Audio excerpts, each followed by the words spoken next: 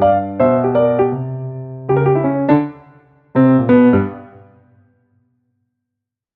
hello. Welcome, everyone. Good morning. Thank you so much for being here. This is day 4 of virtual face-to-face 2025. We're so excited for this morning's panel, so thanks for coming. This is Intentions versus Reality, Applied Theater Strategies for Addressing Practical Challenges. My name is Kinsey. I use she, her pronouns.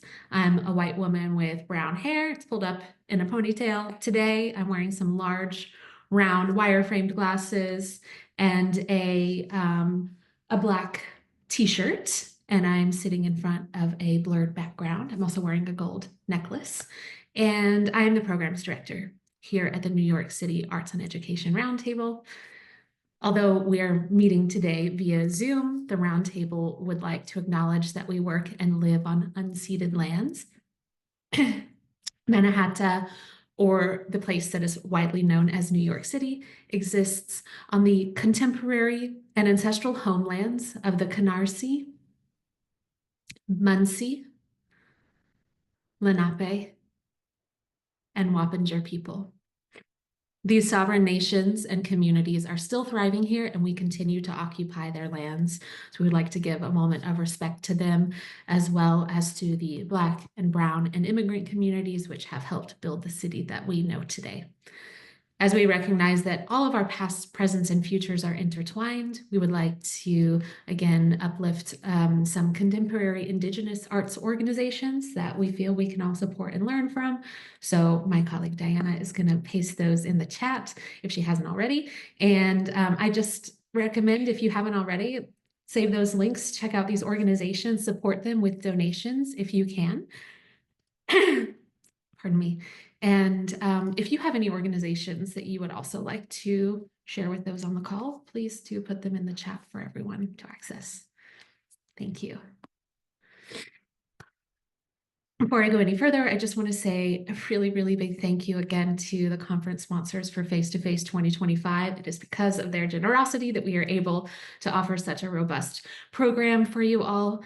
So super grateful to them all. And today's specific session is brought to you by the sponsors whose logos you see here on the screen. So we have TYA USA, that's Theater for Young Audiences USA. We're also grateful to the City College of New York's Educational Theater Graduate Studies Program, and Roundabout Theater Company's Theatrical Teaching Institute.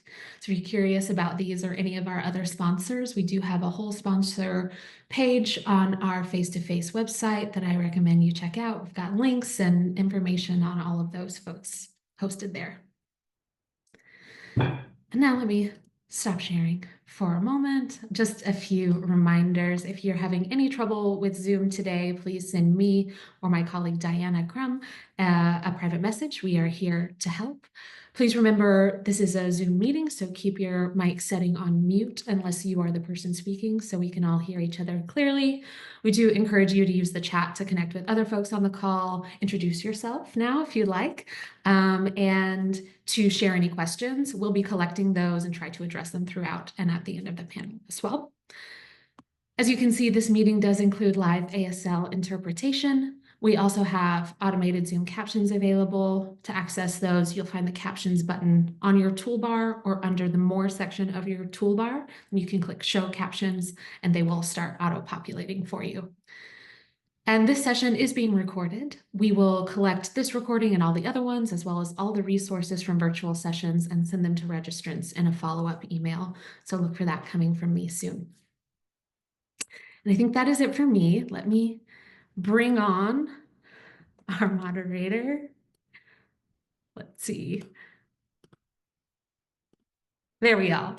And now I'm very thrilled to pass the mic to Michal Curtin from CUNY Creative Arts Team. Thank you so much for being here. Thank you, Kinsey. Hello, everybody. My name is Michal Curtin. I'm going to be the moderator of the panel for today. Thank you so much to Kinsey and the Arts Education Roundtable for hosting us and for setting us up this morning. Thanks to Dr. Jean Hauk, my colleague at CUNY Creative Arts Team. She's the executive director there. She's the one who pulled this particular group of four together. Um, yeah, so today's topic, as Kinsey mentioned, is about being student-centered. So we're asking a broad question. What does it mean to be student-centered? How does it show up in our work? How has it changed over our careers, our understanding of what it means? So I'd like to welcome our panel, my colleagues and friends. I'm like, oh, what order do I go in? I'll go alphabetical. Alexandra Lopez. She is the Associate Director of Education at Lincoln Center Theater. Pat Chua Almiranez is the Associate Artistic Director at the 52nd Street Project. And my colleague down the hall, Priscilla Flores, is the Program Director for the Social and Emotional Educational Drama Program, SEED, at CUNY Creative Arts Team. I should say I too am a program director at the CUNY Creative Arts Team for the Learning Through Drama program. Okay, let's kick things off. So I did a brief introduction of our three panelists for today. Actually, let me first introduce, some folks are already doing this in the chat, so I just want to invite folks to say where in the world they're chiming in from. I know we're probably mostly New York City based, so be as specific as you want. Put your neighborhood or your borough if you like, as specific as you're comfortable putting in. And if you are coming from outside of New York, we'd love to hear where you're chiming in from. So I invite that in the chat, and folks keep an eye on that just to see where Council District 33, that's where I grew up actually. Hell's Kitchen. All right, great. So my first question for my panelists is about your work. What does your work currently look like? Just to provide context for our listeners, what is the work that you're doing right now look like, and how do you center students in your work? I'll pass it to Alexandra first, if that's all right. Good morning, everyone. I am always needing to write questions down so I can process while I conjure a response. So um, Lincoln Center Theater has a number of school-based programs. We work with New York City public schools, usually middle and high schools. And some of our programs are bespoke, meaning that we create curriculum based on the needs of the class and the requests of the teachers. And a lot of what I do is helping to manage faculty of teaching artists from auditions and callbacks to training to supporting them throughout observations, feedback, all of that. Nihal, can you repeat the question just because I feel like I'm missing something? Of course, I did the thing that we're not supposed to do as educators, where we ask more than one question at a time. But it was how are students centered in your work? What does being student centered look like for your work?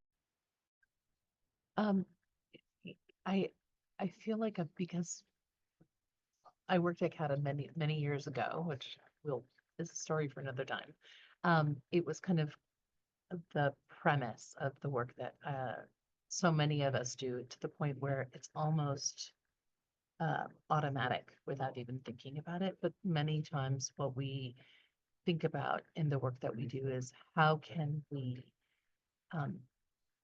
help provide a structure that gives as much possibility for student input and for their own meaning making, right? So while sometimes student-centered may sound like whatever the kids say goes, we really try to think about how we can support that so that it is meaningful and it's not just what color is my hat going to be today, but why would it be that color? And tell me more about what associations we have with that and what if we wanted to communicate a different meaning. And so I'm just going to say that we often have to think about how we want to structure a learning experience so that young people feel meaningfully engaged when they are being centered and not just responsible for everything. We take on the responsibility, but we ask for their imagination, creativity, input, all of the ways that they can have a productive and exciting experience. I'll stop there. Shall I pass the baton? I want to hear Kat. Tell us about what you do and how you center students in the work that you do, Kat. Hi, friends. Let's see. Mayhem. I just create mayhem. I just tell them to go do what they want. No, I'm kidding. I say that jokingly, but also seriously, because when I first experienced the term, right, the term student-centered, participant-centered came after the actual act of it, right? We were all doing it and leading towards that, and suddenly the vocabulary came along, which was really beautiful. But when it came along, I really, and several people can attest to this, watching me in a residency at the Creative Arts Team many moons ago, my translation of it was like, let them do what they want, and if they don't want to, let them do that as well. And I'm fortunate to have had a lot of mentors in my life who were kind enough to kind of, redirect me and recalibrate what that might mean for me as a person, as a facilitator. Before I continue, so the program I work with at the 52nd Street Project is we work for a long period of time with young people in Hell's Kitchen. They are what we call members. All of our programming is free, but we get to know them from the age of 9 until they are 18, and then we continue our relationship with them as well.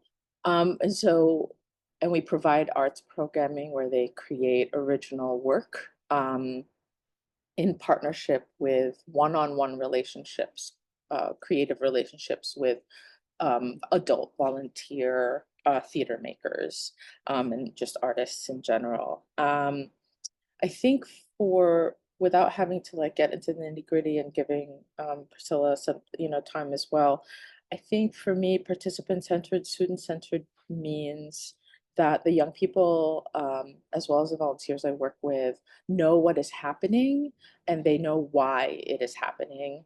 One of the things that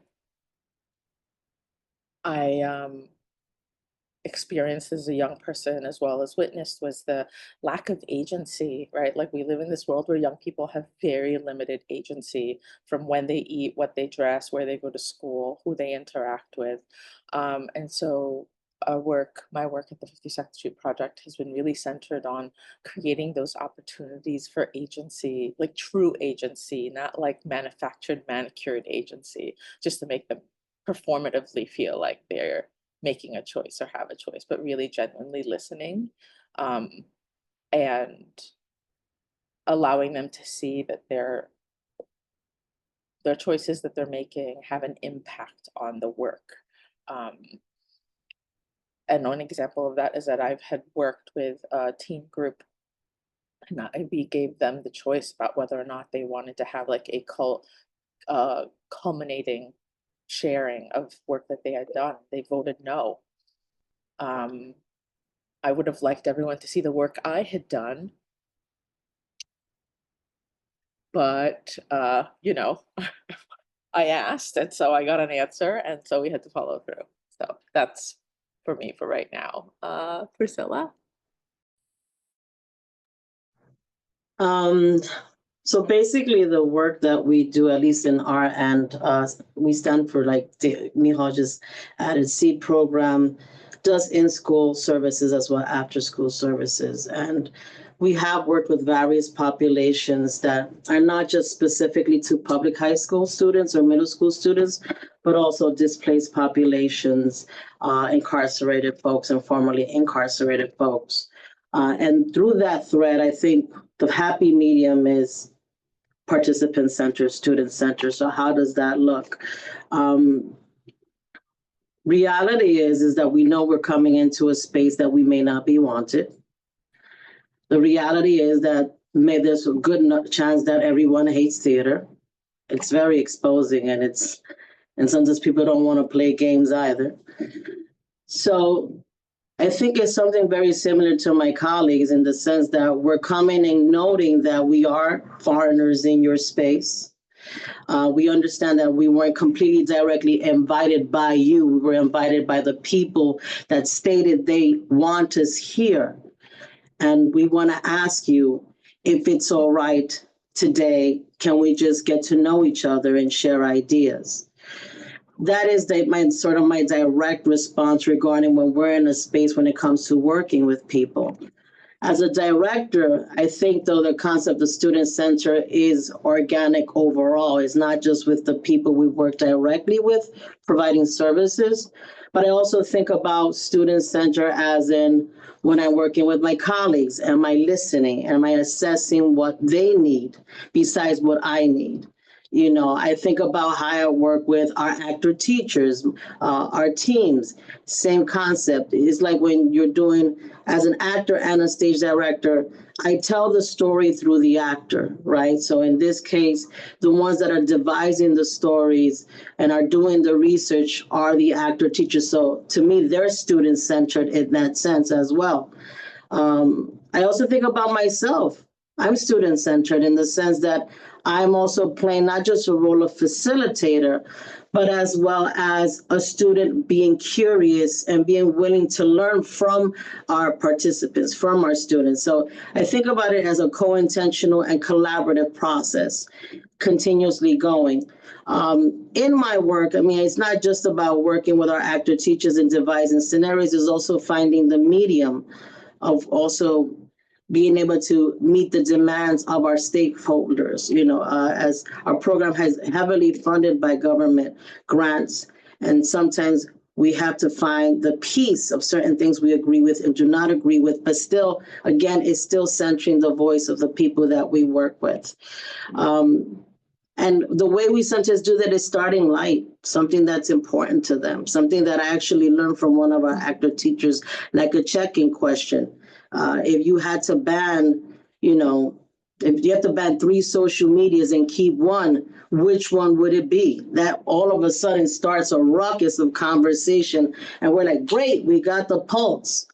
It also means a learning factor too, in the sense that maybe we will ask a question that just, you hear crickets. Well, I guess that wasn't the best question. Where's the learning curve? I need to switch it based on something that we can meet our participants directly.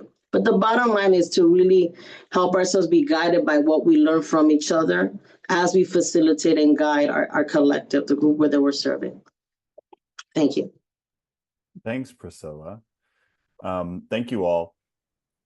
I want to go to something that might seem a little baseline. It might seem a little like preaching to the choir. Not that anyone on this call needs convincing about this, but I do think it's useful to lift up why we should be student-centered. Why is that important? Like if a skeptic asked, like why be student-centered? Why is that a better approach? Why is that a good approach to take? Isn't it easier if won't my life just be simpler if so what's the why behind it? Okay, I am ready for this one. Can I go? Sorry, it's like, can I just tell people what to do? Like, wouldn't that just make everyone's life easier? It would for me, maybe. There are like, one of the things that we cover in our training with teaching artists is this idea that, like, you know, we're not opening up somebody's brain, pouring some information in, shutting it on, like sending people off, right? So that's not how people learn. And it's not, or at least it's not a happy way to learn, right?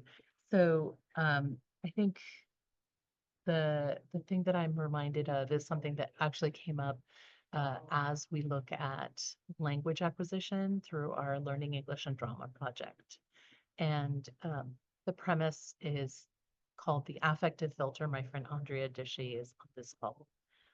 She knows all about it. And the idea is that if someone is feeling safe and comfortable and respected and welcome, they are more willing to engage It's like their somatic response, everything is more comfortable and more willing and open, right, to whatever experience that might be. And if someone is uncomfortable or vulnerable or nervous or confused, like you were saying, Kat, just like, I don't even know what I'm supposed to be doing now, then that affective filter comes up and it's much harder for that person to do anything. They're kind of maybe even in a fight or flight response. And when we think about being student-centered, we're thinking about how can we engage, or participant-centered, how can we engage with people in a way that feels welcoming and warm and comfortable, and I see you as a person. So we are both here together in this space, and not I'm the person with knowledge or authority or some kind of hierarchical thing. We're keeping people at a distance, and maybe they don't, like you said, Priscilla, maybe they don't want to join you, right? Maybe more of that antipathy comes up. So that's my pitch for why we do what we do the way that we do it. I'm going to put in the chat a little link for people who may not have heard about that. Priscilla, you want to arm wrestle for it? A virtual arm wrestle. All right. Okay. Why? So, I'm gonna do something that's like super corny. I'm just gonna put it out there, which is that really a lot of my drive, particularly in the beginning of my work in this field, was propelled by my actual own experience of experiencing student-centered work as the recipient of it. I'm a alum of the Cat Youth Theater, through and through. That is my place. Yes, thank you. And it really is the foundation of a lot of the work that I do. Still to this day, there are things that I learned there that I apply into the work I do now. So the short version of it is that being the recipient of this approach and this way of facilitating and existing and questioning allowed for me to start developing, becoming a critical thinker. For a good portion of my, right, like as a young person, I had no agency, very limited agency. And so I always just kind of was like, life was just going to wash over me and I was going to let life push me, and whatever my circumstances were, I kind of was like, okay, well, this is my circumstance. Let's just go with the wave and wait until it's over. And joining the Cat Youth Theater, I suddenly was making theater, but also within that, I was being asked questions, and I was being encouraged to make choices, right? And it was a really safe place to make choices. And it was a really safe place to see the consequences and the outcomes of my choices. And essentially what it did was like, it made me this critical thinker. And it suddenly made me realize like, oh, why I started examining my choices and examining like how I could contribute to my community as a change maker. And really, that is the place that I still come from, that I think to myself, like, what was the impact of being a participant, right, as a recipient of this approach? And so I still travel with that in my, in my core. And also I have had the opportunity to witness other folks, other young people, other participants, what it does for them in terms of like being able to examine the world and feel like they have they're participating in it. Like for me, it's always about community building and building change makers, um, and just evolving, evolution. So Yeah, I would say, I mean, I think if you implement it in your life, even personally, you see it works. It does work. I come from a background, I did my studies at Hunter College, and I was going for drama therapy till I was introduced to the organization of brought in by Linda Zimmerman. And I got to give shout out to Richard Casillas, who brought me in as admin. But with that said, in that process, I just saw how powerful the teams, the actors were just telling these real life stories that would get people to talk, just to talk about stories or topics or issues that were very important to them. So I wanted to know more about how does that happen within the chaos? Like, right? Like, how do you organize so many ideas and thoughts? There is a process, obviously, a formula to that on how, we ask questions, but I think it's the way we ask questions is that I think about the word authenticity, and I think we brought that up before. It's like when I ask a question, I'm asking a question to you because I really want to know what you think. I want to know what you care about. And this is me, as my mentor, Keith Johnson, would say, is staying curious. So I'm also inviting our collective, our participants, to also stay curious. Stay curious about the things that are important to you. Stay curious about the things that are confusing. Stay curious about the things that you disagree with. Can we stay curious about each other? We might think we know each other, but maybe not. We might not know each other. Can we know each other more?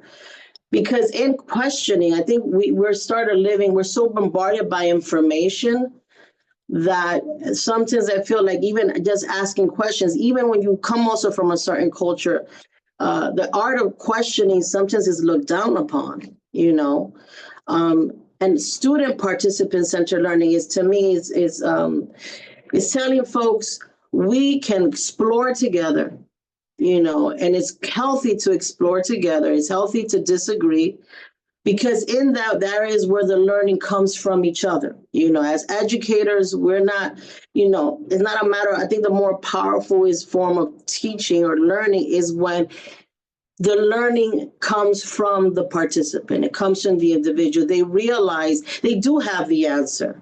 They always had the answer. They just needed perhaps a little help to evoke it, and similar to what Cal was saying regarding how it just supports forms of critical thinking. It percolates our creativity. It helps us understand where is our power when it comes to choices, decisions, and consequences. It helps them realize that the power is in the decision they decide to make, and are they afraid to even make bad decisions? We even invite that, because we're also told in our society that you shouldn't fail, but sometimes that's the best lesson. This is why I do things in, sort of like spiritually, I think that student-centered learning is important. I wish everyone, and I think maybe that's my mandate to do. I think the work that we do should continue at an international, universal level, because it invites everyone to be critical thinkers, to be creative thinkers, to ask questions, because the learning is nonstop. You never arrive. You're always learning. Yeah, thanks, Priscilla. And something that comes to mind for me is something that Priscilla and I have talked about before, which is that a lot of the time being student-centered does make things easier. Like if I bring something into a classroom and the young people respond in a certain way, it's a better idea to then create something that I know will work for them, that I know they will respond to. I have to note what boundaries they're putting up so that I don't cross their boundaries, so that we can learn together and kind of grow in terms of what we're willing to do together. If I create something that I think they should know, but they don't care about it, that class isn't going to go very well, right? And I'm creating problems for myself. Whereas if you're listening and you're centering what you've received from them, it's easier. It's going to go easier. And it's such a gift. I think a lot of the folks, the actor teachers that I work with, would say the same thing. Sometimes you're leaving a classroom and a student or a classroom teacher says to you, you know what you should do next time? You should focus on this. And then boom, that's the seed for your next curriculum, right? And they've given you the direction for the next thing, and it came from the community. So I feel that most of the time it's easier than what should they know and what do I want them to know. Okay, so for my next question, I want to think back through the years, perhaps for when you started as an educator. And I want to ask folks, how has the idea of what it means to be student-centered shifted for you over time? Maybe you had one idea of it when you first started. Maybe that changed or morphed. And what was that change about? So again, how has your idea of what it means to be student-centered shifted over the years? And I'll just let anyone jump in.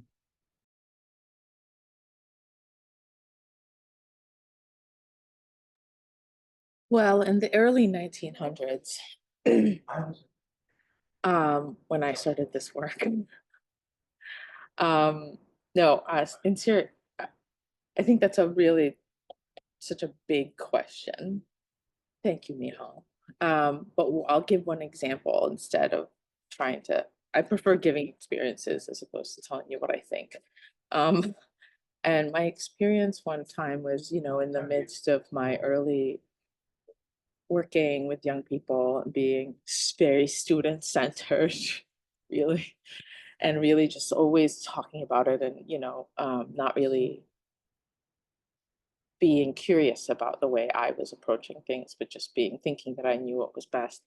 I had created a piece of theater with some young people, and the sharing came along, and someone complimented it, and I happened to be there. And the young person who was in this program said it was great. It was Kat, it was because of Kat. It was Kat's idea. As in like me, right? It was, we'd done this thing because it was Kat. Kat did a good job. And the fact that it was like, oh, this was Kat's idea, and they made a very, very specific example, I was like, oh, I thought I was being student-centered. And maybe I was, right? Like maybe there were portions of it that was, but there was something about that statement that made me feel really, made me step back, to realize that like that actually isn't what I wanted. I didn't want a young person, like it turned out great. I just want to say that it was beautiful, but it wasn't what they had envisioned.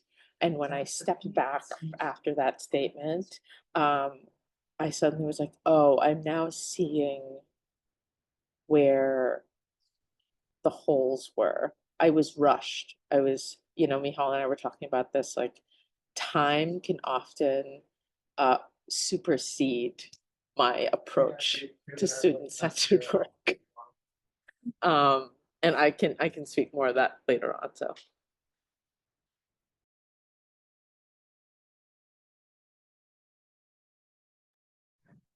I was trying to think about examples. If it shifted, I think it has evolved.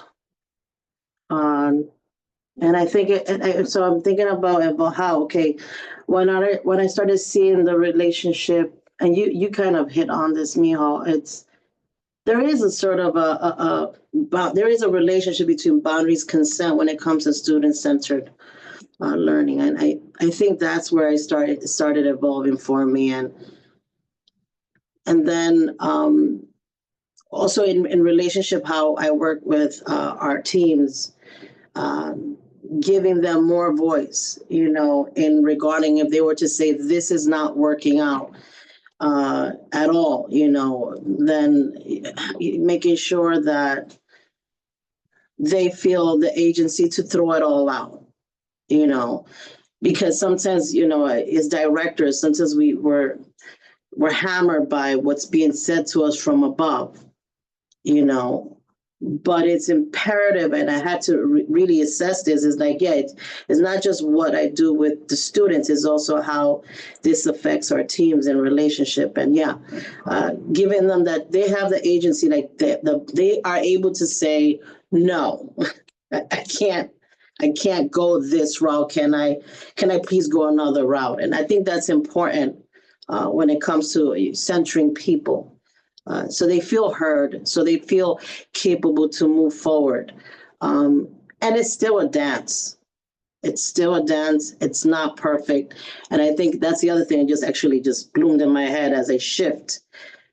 There's not a perfect way of student-centered learning because of the dance that we have to do, because we're trying to meet the needs of that given group or that given person. So, yeah.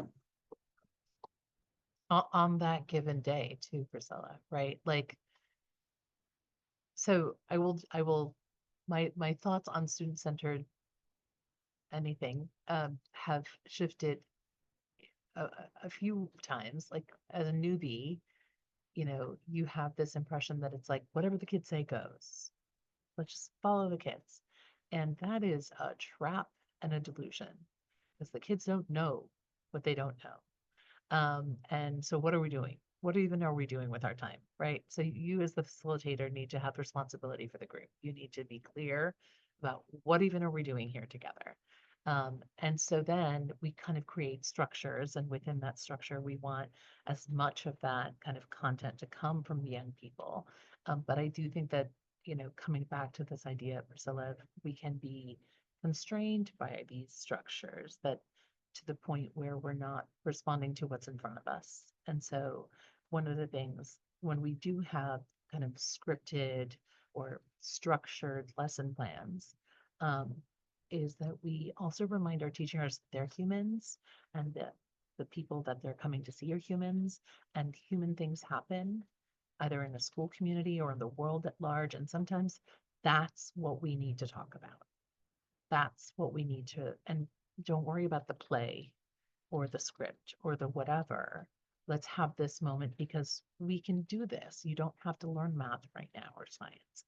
I'm here so we can have that moment.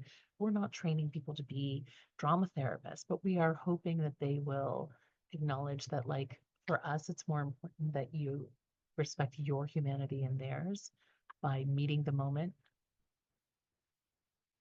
and not worrying about the bosses back at the office are going to be mad if we don't do X or Y or Z. Yeah.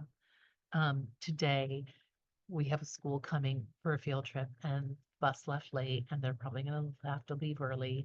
And I was texting with our teaching artist and someone who's also come through the master's in applied theater. It's a small world. Cat is everywhere. And I was telling Anya, dynamic planning, because they were like, maybe we need to cut this section. And I was like, I'd appreciate whatever you can do to make it work, but dynamic planning, you make plans, and then who knows what happens, right? But we're all in it, and we're not like constrained by it. So that's my thought on that.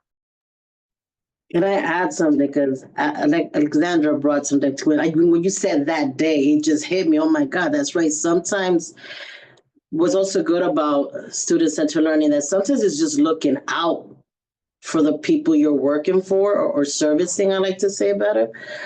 Because sometimes, again, going back to the people, the partner that you're working with, they may mean well, but they're not effective. For example, we had a situation where, unfortunately, at one of the schools upstate that we had to work with, that afternoon, we were required to be there, but we found out that, unfortunately, a young person ended their life at the school.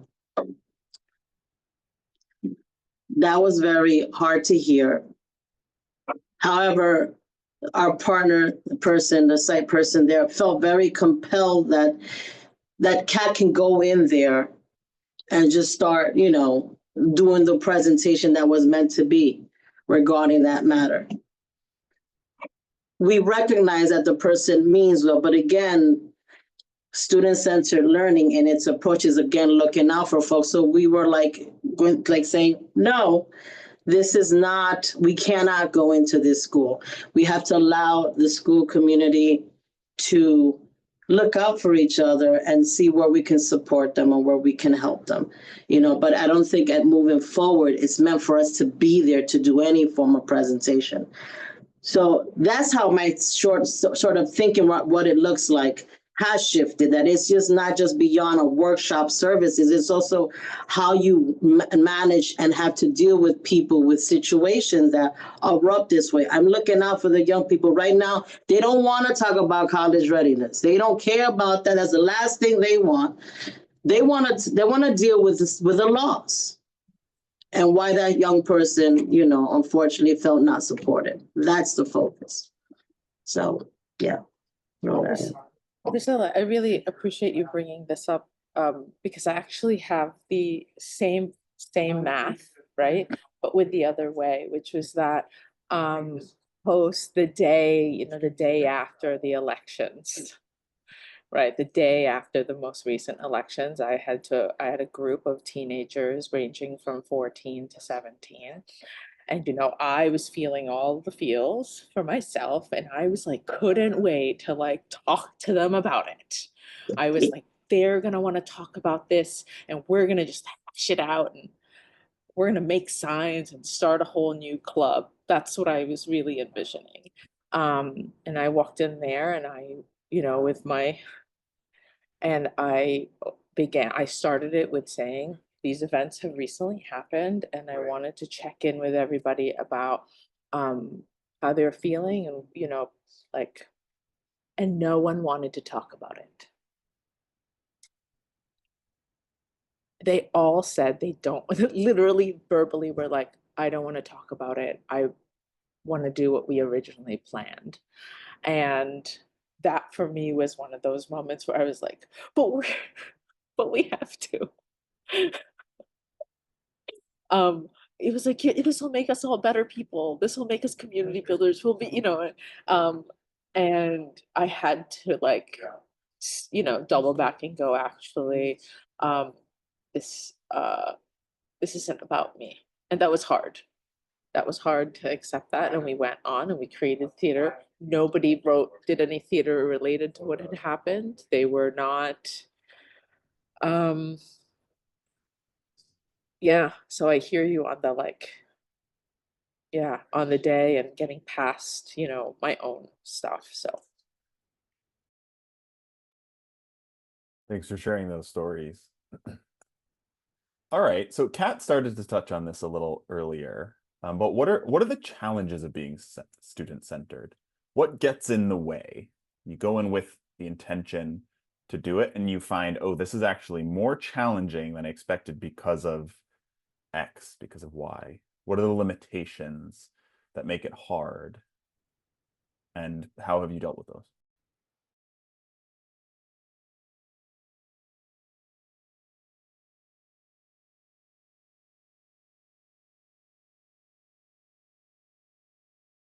okay, since I started. Oh, yeah, sure. Go for it. No, go ahead. Priscilla, go. No, I was gonna give you some. I'm like, should I just, because everybody's been starting, like I should give some room and jump in. But Kat, go for it. I'm all good. Thanks. I mentioned it very briefly, which is that time is, I find, my enemy. Other than myself, it is actually time. And the limitations, and by that I mean literally the actual amount of time I have in a space with the young people, the time that I have with a specific grant, right? The time that I have to do reporting on these specific grants with these specific people, and the time that I have to moderate in terms of like events that happen within that space. In addition to that, speaking of like funders, there's also the difficulty of like the interest of a lot of funding is centered on quantitative data. And that can also be really challenging. So for me, like I often I go, okay, I'm going to be student-centered, participant-centered, except now I have 15 minutes that I thought I had 30, and I got to get there faster. So how can I make this performatively student-centered and get to the thing that I need to get to? And I have to say, every time I've done that, and I will confess that I've done that, it has never, I've walked out of there feeling a little bit embarrassed with myself and feeling like I just didn't give them do them justice. One of the things that was really has been hard for me are the moments where I realize um, I know things about young people the way I work with, but I don't necessarily know what they think about things. And I think so. I guess at the end of the day, it isn't actually about fear. I mean, about time. It's actually just about fear. Fear and desire to fulfill all of the boxes, and to also my own ego of being like, I did this. I fulfilled the student centered. I fulfilled the funder. I fulfilled my supervisor. I fulfilled, you know what I mean? And it's like, kind of like what somebody else had mentioned, like I'm a human being as well, and this is all part of the evolution, just trying to do my best. So. Yeah, I echo everything you just said, Kat.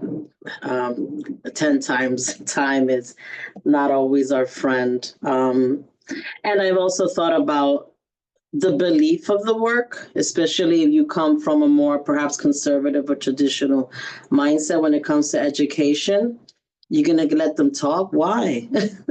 Or, or you're thinking like, there are black and white answers. The world is black and white. That's still, a conundrum for some people, for some humans, until they perhaps actually experience it.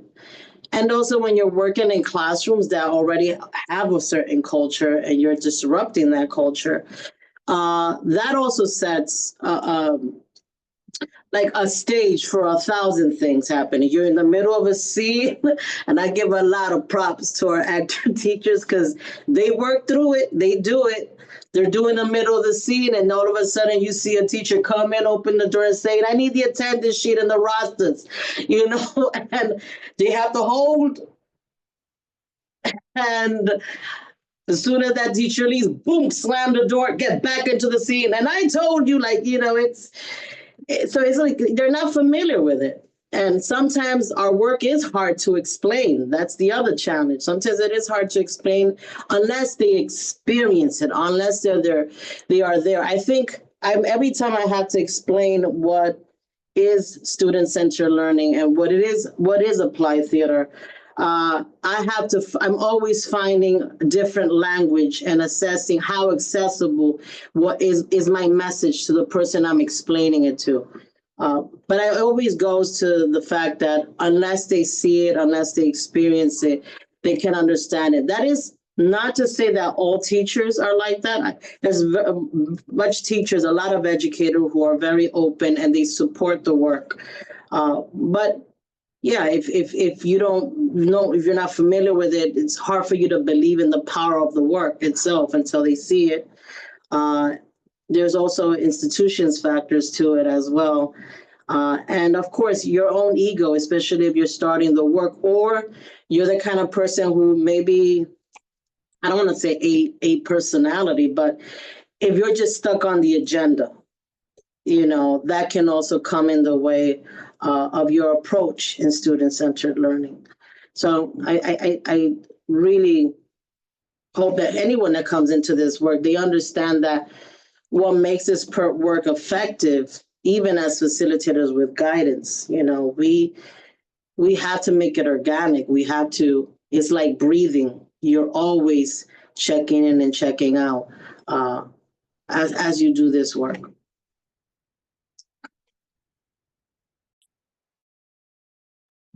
I'm going to talk a bit about that partnership because I do think that at least the work that we do, I guess it's a little different for you because you're kind of immersed in it, but we are coming into classrooms, right? So whatever culture is in the school and the building and that classroom, we have to sort of square that circle and figure out how to fit our approach and our goals in with what's already there. And sometimes we are modeling a different way of being for people who aren't used to that. And one of the ways that I think that we try to finesse that is by inviting teachers to come and have that experience, like you said, Priscilla, so that they get like, this is how it works. This is how we engage people. This is how we would like you to engage in this work when we're in the classroom.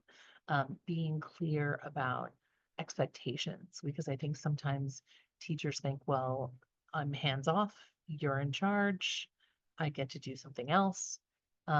And not to say that there aren't plenty of opportunities for people to get work done in that mode. It isn't as effective, right? Because we're not modeling a way of working together that we're asking the students to do most of the time, right? So if there are two adults that are not talking to each other, how do you expect the young people to be like, oh, we're going to talk to each other, we're going to collaborate, we're going to work together?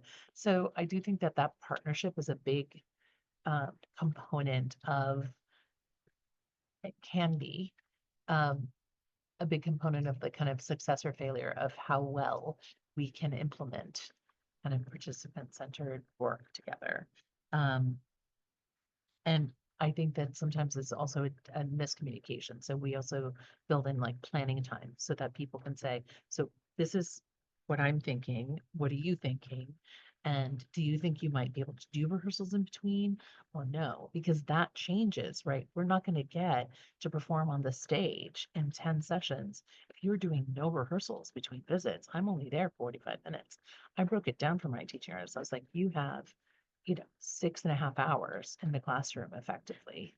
So use your time wisely and, let's be realistic about what we can accomplish in that time. Once you factor in, moving the desks or getting 3D announcements or whatever the heck it is that happens when you come into a classroom or building. So, just communicating clearly, trying to bring people on, giving them an experience that hopefully helps them understand what our goals are in working together. So I'm kind of challenges, and I'm also talking a little bit about like how we can address those. That we have something coming up there. Turning it weird. Thanks. Some folks in the chat have responded to the anecdotes when folks have talked specifically about actual experiences. So I want to make some space for anecdotes. So if you can, think back to a time where you faced a challenge in the classroom or with a group of young people, right? I work in classrooms, so I say in the classroom, but with a group of participants. You came to a point where you thought, whoa, how are we going to get past this? How are we going to move past this as a group? What did you do? And then what did you learn from that? So how did you overcome it? Maybe you didn't overcome it, right? But what happened? What choices did you make? And what did you learn from that? What are the lessons? What are the takeaways? And anyone jump in as it comes to you.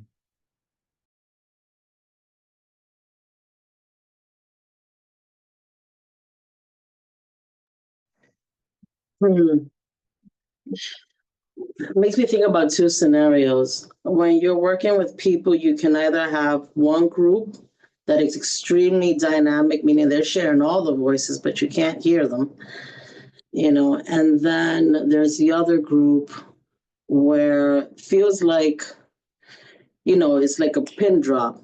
Everyone feels very reserved.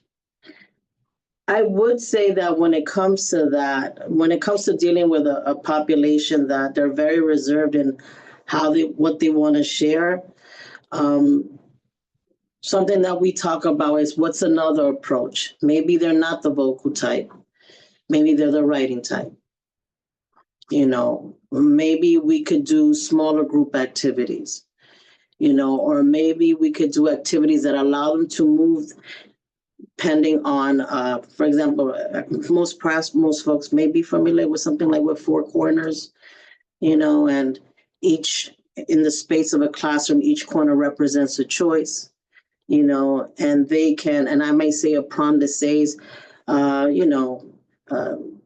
which is I'm just giving you an example. Give me your favorite social media, and they'll say, and I'll put the choices. I'll put Instagram. I'll put well, most young people don't use Facebook anymore, but I put Facebook. I put other for those so I can learn some other stuff, and then I'll probably put what's another? I'll just say Snapchat or something like that. Well, at least for those that don't like to necessarily speak openly, or perhaps have more of a quiet voice, at least the moving around allows us to still express ourselves in our choices, right? Or maybe I ask them to do a listening activity. So I think about changing the strategy to help them still express themselves, still express their thoughts, and we're still learning, and sometimes the scene work itself, if we show a scene work and now we freeze the scene based on the highest form of conflict, and now we're opening it up to discussions, well, I might hear that pin drop again. So maybe the discussion shouldn't have to be so open. Maybe it's broken into smaller groups. And in their groups, they can highlight 5 things that stood out to them in the scene, and maybe I might please ask within each group, have one person that can share for everyone, So they're still taking ownership of the discussion.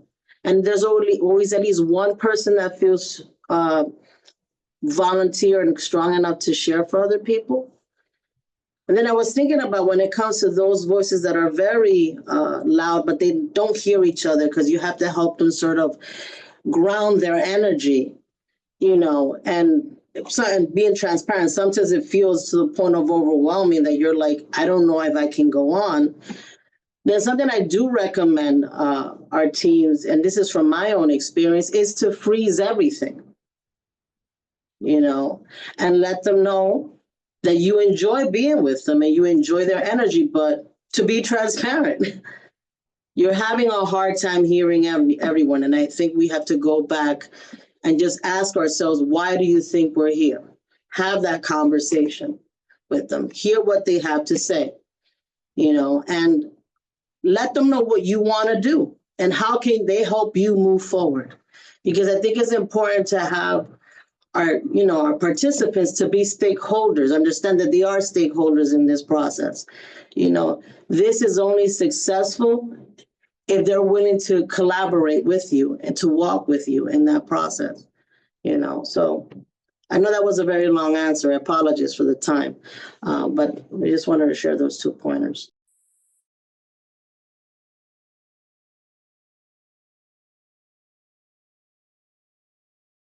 But I'm kind of consolidating what you're saying, Priscilla, kind of in my mind, which is about scaffolding for exposure. So I think that I can't have a specific moment to pinpoint, but I will say that one of the things that we often think about is how we're asking people to engage right off the bat, right? Because sometimes we come in with our big old theater selves and our little pom-poms are out and we're like, all right, we're gonna do this stuff, it's gonna be great. And they're like, I don't know you. I don't know what you're talking about. I don't think I want to do that. Right. And so, it's a slow to warm up. You gotta have time to sort of build a rapport, get a sense of people, as you said. And it's a little diagnostic too, right? You're like, is this a group that's gonna be chatty and I need to like manage the conversation flow, or is this a group that's going to be super quiet, in which case, maybe it's like raise your hand if, and that's good, right? We don't need to cross the room. We don't need to whatever. So I just, we are very aware of, I don't want to say tamping down, but tempering a little bit our energy in relation to what's there. Not to say that you can't move the energy, hopefully, into something that feels maybe just buzzy or whatever we're looking for, right? But I do think that sometimes we come in with this steamrolling approach, and that's not always helpful. And I think you kind of have to respect whatever you get, right? So you gotta be responsive. That's my thought about like when things don't seem to be working, it's like, oh, this approach isn't working. I need to change, right?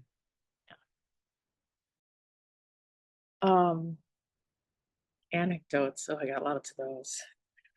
One, I'll give a nice little Chris Vine shout out. When I was a teaching artist, I was working with second graders at PS 15, and I forget the specific context, but a young person, I asked the group, like, what color is the sky? And a young person said some color that was not even in the spectrum of the sky. And I said, yes, you're right. And then I kept going and didn't even think anything of it. And afterwards, I think I was on the bus or something, or just talking to Chris,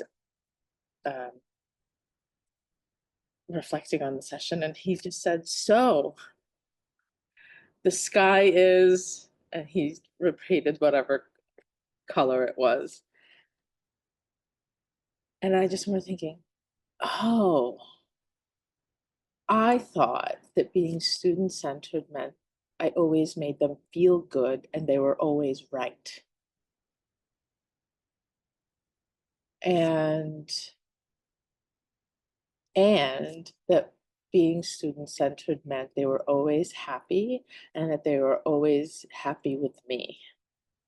And that has very much shifted, thank goodness. In my being able to use different language that, you know, challenge feels like a strong word to push on a second grader about the color of the sky, but whatever diluted word is appropriate. And then the other thing is just that example that was given, you know, earlier by Priscilla, of like having a group of young people who whiz right through it. They give the right answers. They're not curious in any way. They actually would like you to leave so they could finish doing their math. Like, I was telling Mihal that that was the only time I ever cried at a teaching artist residency. Is I ran a class. There was sixth graders. That was exactly what it was. My 45-minute session ended up being 15 minutes. And I did not have any skill sets, you know, and I left that class and I went and called my supervisor, Erica Ewing, and I cried and I said, I don't think I should do this anymore because I feel like I am just a body in a room. And she told me to get over myself. And that was probably one of the, you know, again, best advice I got. What did you, if you don't mind me putting you on the spot, Kat, what did you do from there? Did it work were you happy with how it ended up going, or? That particular class I never kind of made peace and closure with that class. And it was more of one of those, because it was the last day. Like I had kind of, part of it too is I didn't ask for help, right? Like one of the things that we're talking about here, one of the questions I had said about like, how do you balance the need for quantitative data with being student-centered? And my actual answer is asking for help, like asking and finding community of people who are doing this work and finding out what are other people's strategies.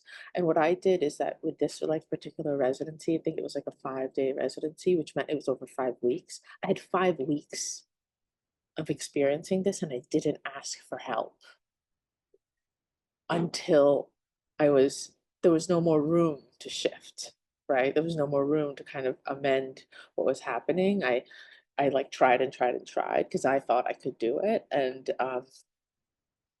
that was the lesson I got out of that, was like, I actually, that phone call should have come sooner. The rest of the team should have known. And I think that one of the things I really appreciate at my, you know, that I've learned to apply to the work I do now is I ask for help. and from a place of curiosity, rather than coming from a place of like, I'm helpless. Um, and that's really, that I didn't find the solution. I didn't get it right. I don't know the answer to this, but rather being like, this is a collective experience. Similar to what we're doing here, right? Like just getting anecdotes. If anything, at the end of the day, I am inspired by people's humanity, and to say like we're all doing our best. Thank you. I'm glad you said that, Kat, because I thought of an anecdote from when you and I were working together at Creative Arts Team, where my partner and I were having a really hard time engaging a group of 7th graders.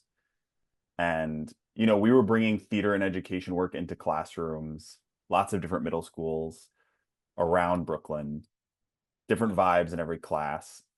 And people were eating it up. They were loving it. They were highly engaged. They were clearly learning, but then this one group of 7th graders was not having it. Group focus was a challenge. There were a lot of challenges, some of which we knew about, some of which we didn't know about, that were happening outside of the classroom. And Kat kind of pointed out, like, well, you're actors, you know how to devise theater, so like step it up. And so we went from kind of bringing in these scenes into the classroom that we were hoping they'd engage in that were all very naturalistic, and they weren't bad. We were presenting very like interesting dilemmas, real life things for them to chew on and grapple with, things that maybe were like their real life scenarios. And Kat kind of pushed us to say, don't do that. Don't try to guess what they're going through. Bring in something else, up the theater, make it a big cartoon, right? Step away from naturalism and bring in theater that's theatrical.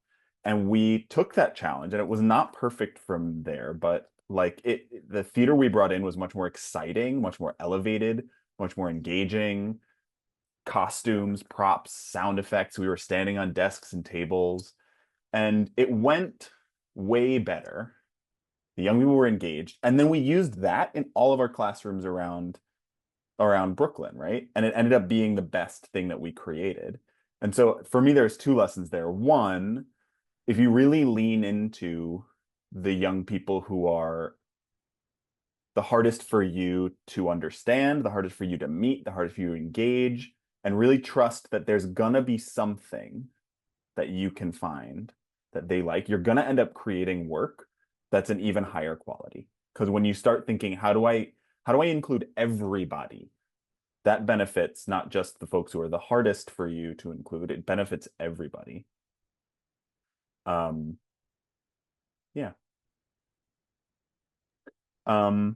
Yeah, P, were you gonna jump in? Yeah, I wanted to also talk about, which I haven't heard it yet, so I'm going to bring it up because it's also a reality.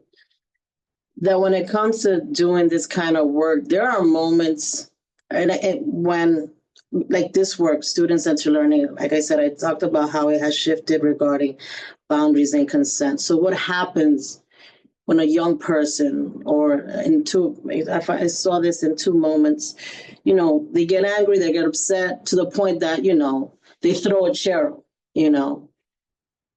or, and I experienced this kind of work in, high school, and also working at Rikers, The part of is that to learn to what I understood from that collective is that they weren't ready. They were in another place. And sometimes that means, for me, as a facilitator, is to step out. Right now, they're not ready because this person is going through something, or 2 people are going through something. And the challenge and the solution I find there is to say, we're gonna have to close this for now. I'm gonna come back next week, and I hope we can talk about what just happened. And we have to give ourselves permission to shut it down, as I call it, because you cannot force whatever you plan when the collective is not ready. I don't know what's going on. For all I know, that young person or that person that was incarcerated got a fight, had a situation, something triggered them, that all that energy is coming into the room. And as facilitators, we have to know that when we're presented with that challenge, we have to feel compelled that for the safety of them and ourselves, we have to close it down and invite them to come back, that will come back next week. And I also felt that doing that has been effective because everything has toned down and now we can discuss how can we move forward. You don't need to give us the details of what happened to you. I'm gonna respect your personal space unless you feel compelled to share. But we want to continue working with you because we enjoy our time with you. And we both are learning in this process. And I think that's also just as a healthy approach to help together as a collective to move forward when you're doing student-centered learning.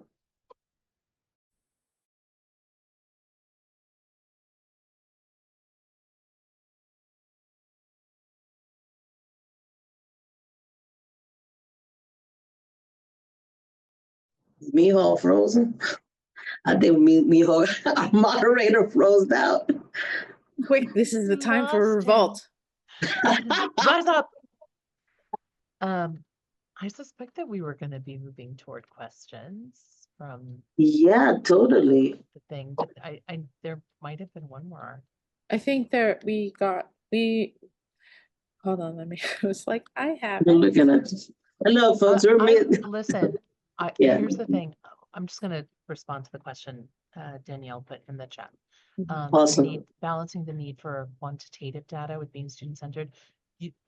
Two trains running, right? You do the work, you do the student-centered, and then you're like, what can you track? Can you track attendance? Yes, great, track attendance. Get the teacher to help you with that. Correlation is not causation. That you can't prove that because they showed up that they were happy to be there, right? But you can just be like, we had this many sessions, this many people came. If there's a way to track like engagement in terms of how many people spoke in class or how many people participated. Lovely anecdotal stuff you can get from teachers at the end. So-and-so never used to participate or never spoke up in class and they came out of their shell.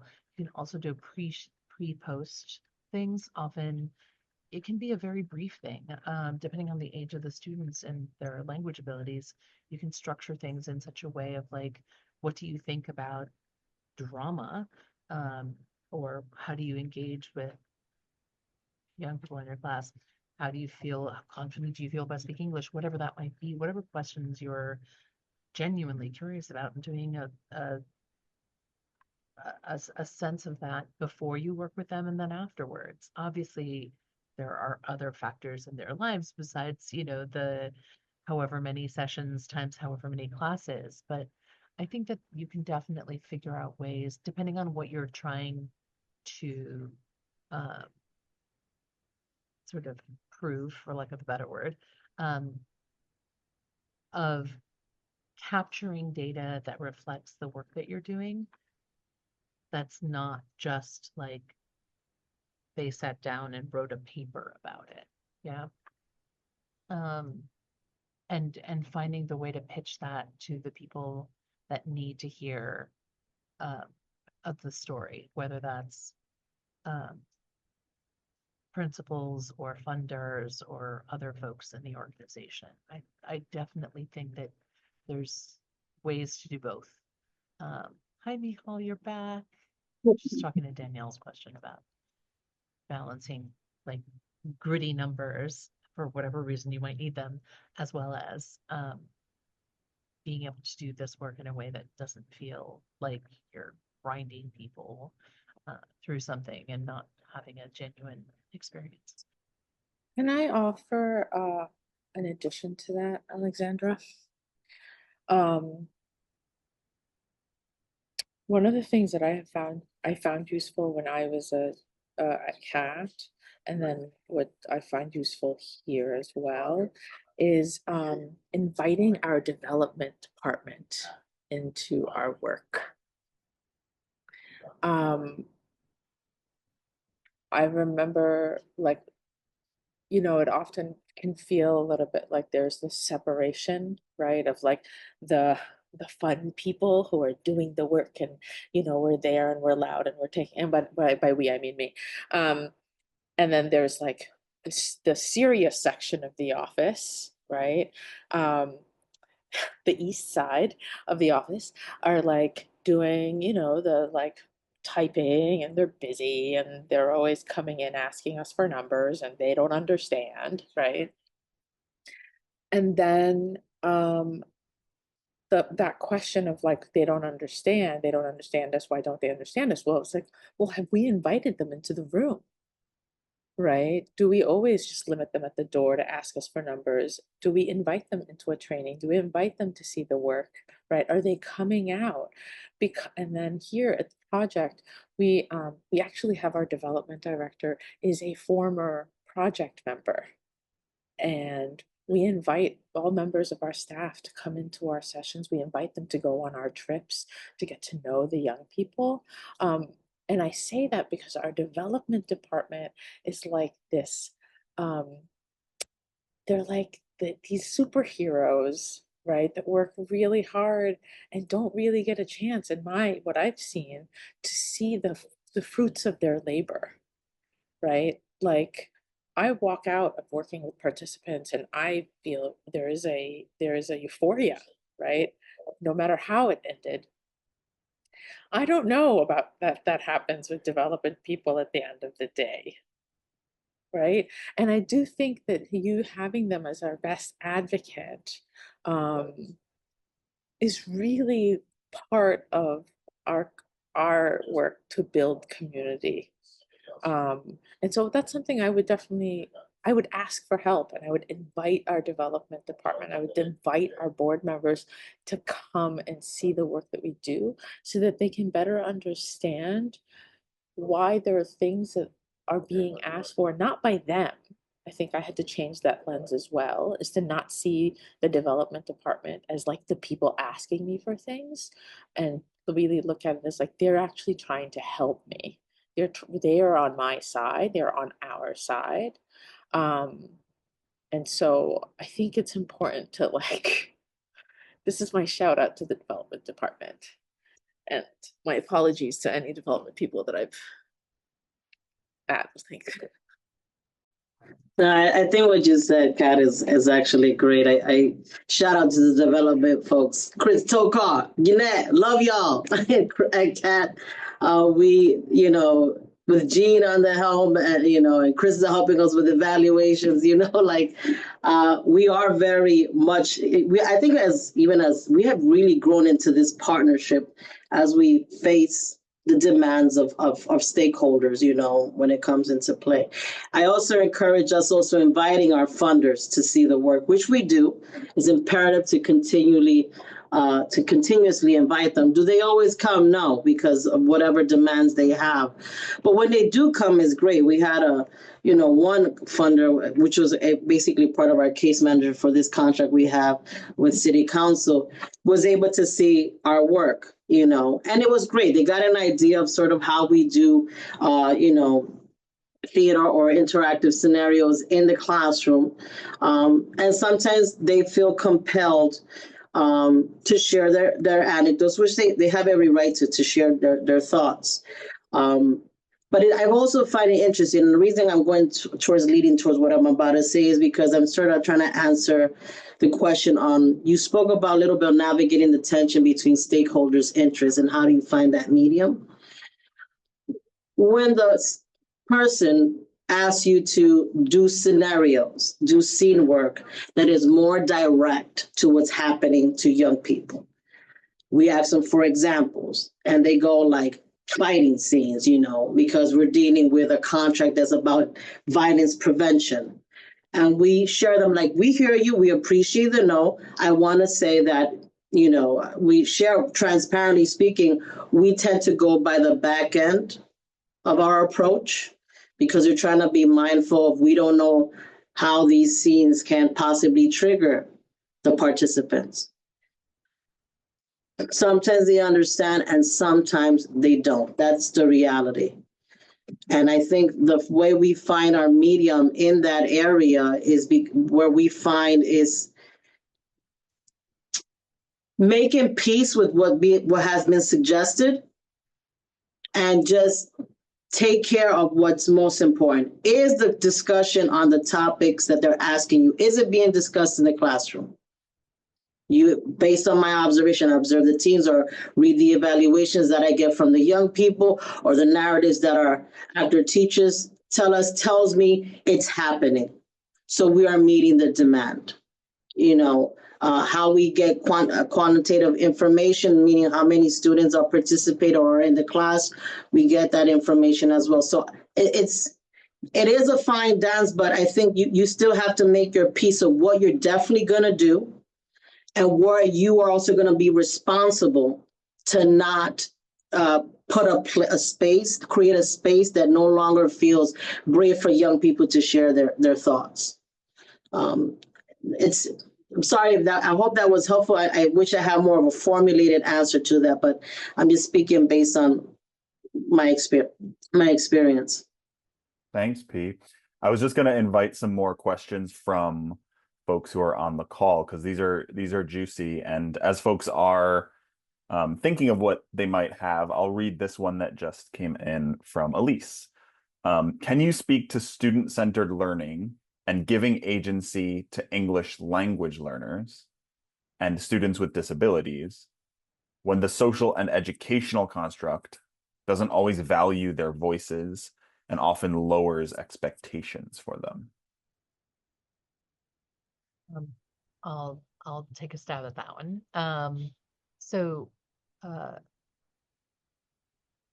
program that we have that works with multilingual learners was an outgrowth of actually our high school program, which did pre-show workshops with kids, had them come and see shows, and then had like a post-show experience afterward to sort of debrief the experience. And it was about 20 years ago. There was an observation that a lot of the students just didn't have the English language proficiency to engage in the curriculum and maybe weren't completely understanding what they were being brought to see. And it was just a little bit like, cookie cutter, this is what we got. And then we realized this isn't working for these folks. So what can we do that would work for them, that would support their needs? And it kind of flipped into, well, what are you working on in the classroom? And how can we support that? And how can we make connections between the words on the page and some kind of, experience that they can have in their bodies? And also, coming back to that affective filter, people who are very anxious and nervous about learning a new language or speaking in front of other people, I will say there's a special place in heaven for many E&L teachers who work with populations and special ed teachers who work with populations that need additional supports. And I do think that the answer is not the idea of lowering expectations, but providing more supports and scaffolding, right? So what can we do to make it more accessible, rather than trying to keep a standard that may not be working for people anyway? Like you were saying in your example, Mihal, of like, we had this kind of tough nut to crack with this one group. And so we came up with a completely different approach, which ended up working for everybody, right? That idea of universal design, we actually have an idea about, well, swarms. Sorry, I was just reminded of swarms. My friend Andrea knows all about that.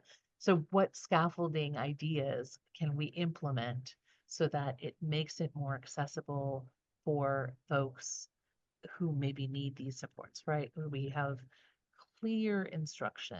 We have lots of visuals. We have modeling. We have all good facilitation strategies that we probably are using anyway, but we're being really intentional about how we use them with populations that may need us to slow down and take more time with them. And also, I will say that we are also coming in often outside of curricular demands. We're not testing the students. We are not giving them grades. we are not being observed by the school structure, right?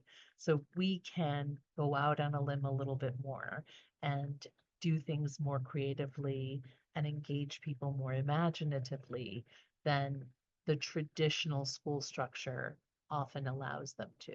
So in a lot of ways, we are creating a different construct for their engagement that invites them and validates them. And also modeling that for teachers who maybe don't have all the strategies at hand, and they can go, oh, that really works well, let me do that too.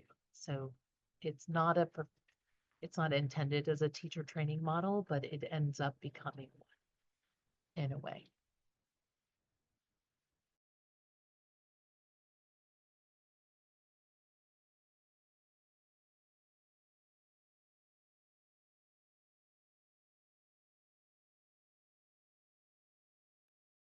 Oh, I don't have nothing to add because I mean, what Alexandra shared is very, actually, it is about slowing down, and sometimes that means throwing the current agenda that we have.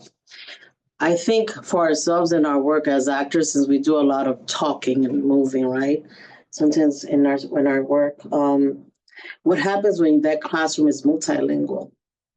It's no longer right a predominant Spanish speaking classroom where we feel kind of safe that we have one actor who speaks Spanish and can switch it, in between scenarios. But yeah, we have to, in collaboration with the teacher, just adding, I think as a collective, we decide, all right, we want to support that there's learning English. So let's use, our strategies to sort of support that area and also make it in a way that makes it accessible for multiple forms of learning, because we practice multiple forms of intelligence when it comes to that. So let's say that in a nutshell.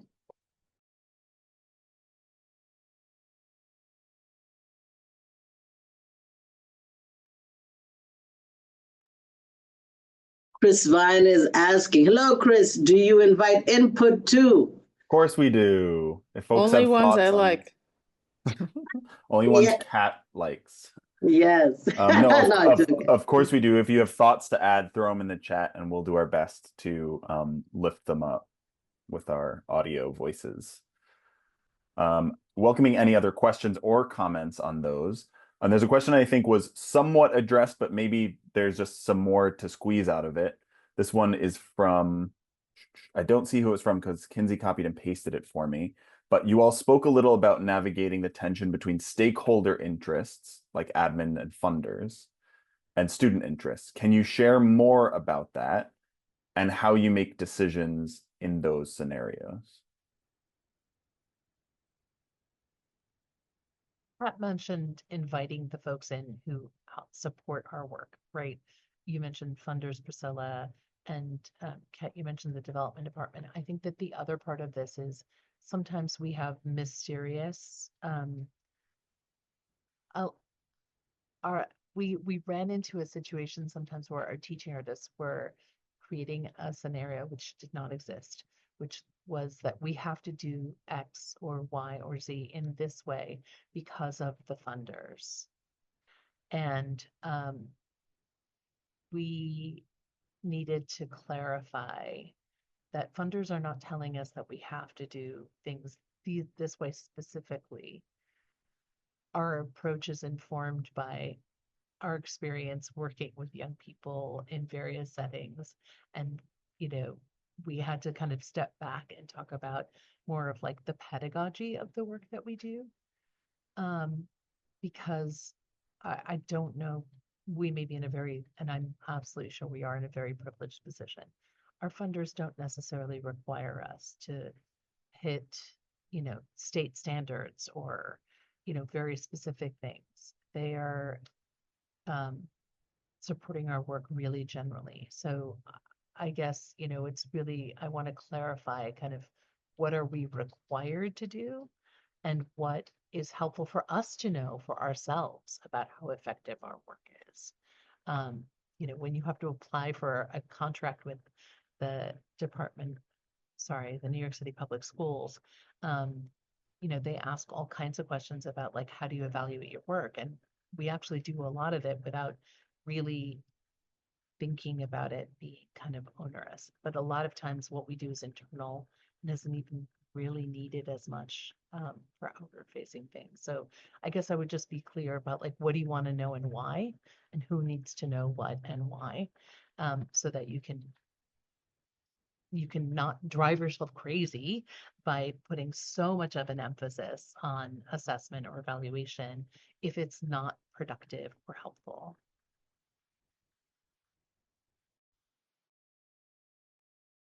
I agree. I think part of it is knowing when to say no, either to funding that does not suit what we're here to do and what we've been trained to do,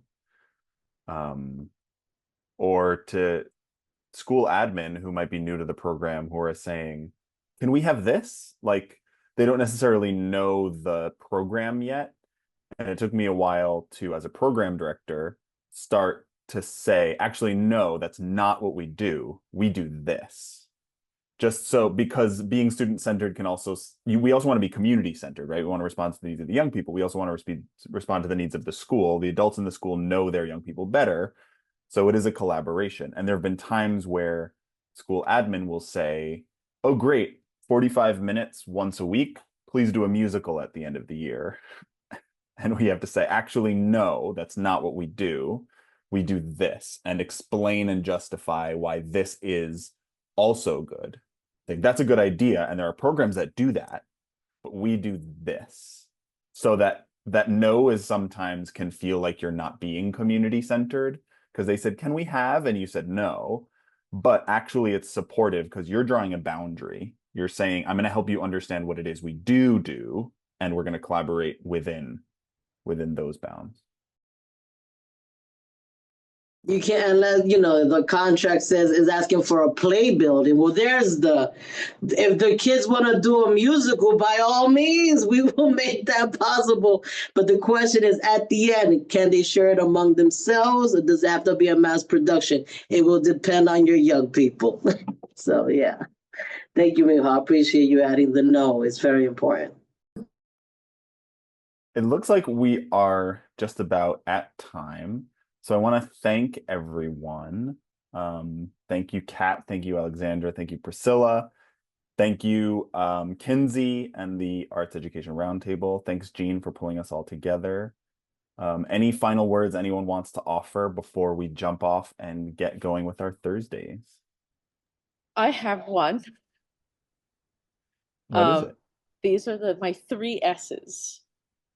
Sleep, snacks, and seriously not taking myself so seriously. Those are my 3 things that I think are really important when I go about my day.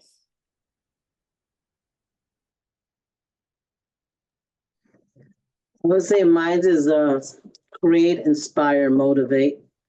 I think all of us are creatives. I invite everyone to be creative. In that, we'll find inspiration within yourself or from others. And the motivation is the why. Why do we continue to do this work? Why do I get up in the morning to do this work? Why, I would invite you to do this work with me. So for short, SIM, create, inspire, motivate. I do not have the bumper sticker. Sorry, guys. I'm just going to say I appreciate the community that we have, both in this virtual space and that we will have in person. And I'm always delighted to speak with anybody about the work that you do and talk more about what I do. And so coming back to the thing that you said before, Kat, about reaching out to folks, getting support when you need it, asking for help if you need it. I think that the thing I'm so grateful for the Roundtable for is that we do have this forum. We have opportunities to share space together. So I look forward to meeting hopefully many of you in person at the in-person sessions next week, and continuing having this space virtually and otherwise. Thank you. Thank you all. Have a great Thursday. Take care. Yes, thanks everyone. I just want to say thank you again Thank to our you. It's just so wonderful. And just a reminder, folks, that we have one more face-to-face virtual session left. I hope that you can join us tomorrow morning for Skimming the Surface, Healing and Embodiment Through Expressive Movement. Just a note on this session, we will be moving. So please come prepared to do that. And please also do be on time for that session.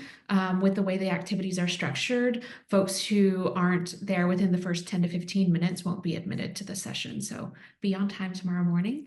And then please join us in person at City College next week, Wednesday and Thursday. Registration closes next week, I believe, on Monday. So be mindful of that.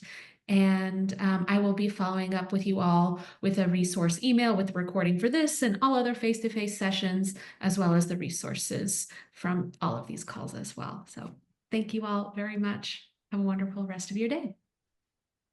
Thank you.